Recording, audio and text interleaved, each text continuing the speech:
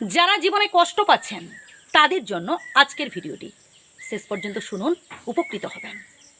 কার জন্য চোখের জল ফেলছেন?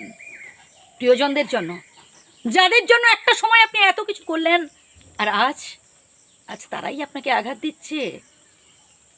বয়স্ক মানুষেরা একটা কথা বলে থাকেন, জানেন তো বন্ধু, গাছ লাগান, ফলের আশা করবেন না।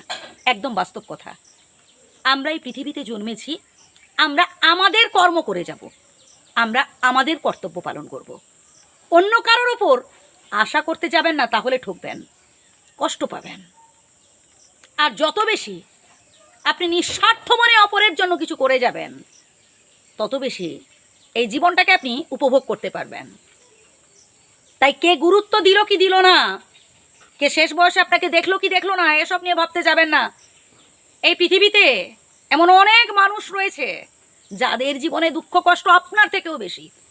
কাছাকাছি কোনো বাস স্ট্যান্ডে যান বা রেল স্টেশনে যান, এইরকম ভুরি ভুরি উদাহরণ দেখতে পাবেন। একটাও মিথ্যা কথা বলছি না বন্ধুগণ। মাঝে মধ্যে না একটু হাসপাতাল থেকে ঘুরে আসবেন, এই যে মনের মধ্যে জমে থাকা ক্ষোভ, অভিমান, রাগ সব আউট হয়ে যাবে। নিজেকে স্ট্রং রাখুন, মনে মনে ভাবুন যে বিধাতার দেওয়া সেই দায়িত্ব কর্তব্য আপনি পালন করতে পেরেছেন। একটা সময়ে আপনি আপনার পরিবারের জন্য এত কিছু করতে পেরেছেন, এটা স্বয়ং বিধাতার দয়া। সেই সামর্থ্য বিধাতা আপনার মধ্যে দিয়েছেন বলেই কিন্তু আপনি করতে পেরেছেন। আপনার বয়সে এমন অনেক মানুষ আছেন, কার হাত নেই, কার পা নেই। তারা মানুষের জন্য, পরিবারের জন্য, দেশের জন্য, দশের জন্য করবে ভাবে, কিন্তু পারে না, সেই সামর্থ্য নেই। কার হাত নেই, কার পা নেই, কে অন্ধ, কে খেতেই পায় না, অপরের উপর নির্ভর হয়ে থাকতে হয় দুবেলা দুমুঠো খাবারের জন্য। ভাবুন না তাদের পরিস্থিতির কথা। তাই এটা ভেবে বিন্দাস থাকুন যে হ্যাঁ, একটা সময় আপনি সব মানুষদের জন্য বা অ্যাটলিস্ট আপনার পরিবারের জন্য উপকার করতে পেরেছেন। বাকিটা জীবনও বিধাতার কাছে প্রার্থনা করুন যেন আপনি আপনার পরিবারের জন্য কি মানুষের জন্য, দেশের জন্য, দশের জন্য কাজ করে যেতে পারেন। নাম্বার 2, কে প্রশংসা করলো কি নিন্দা করলো এসব নিয়ে ভাবতে যাবেন না।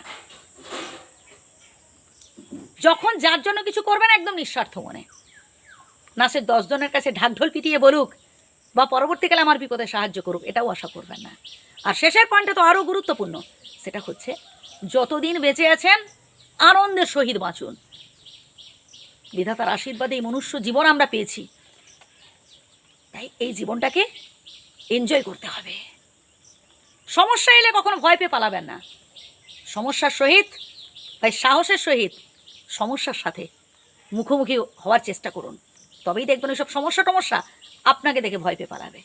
পারলে আবারও প্রথম থেকে শুনুন কথাগুলো, উপকৃত হবেন। ভালো থাকবেন, সুস্থ থাকবেন। ধন্যবাদ।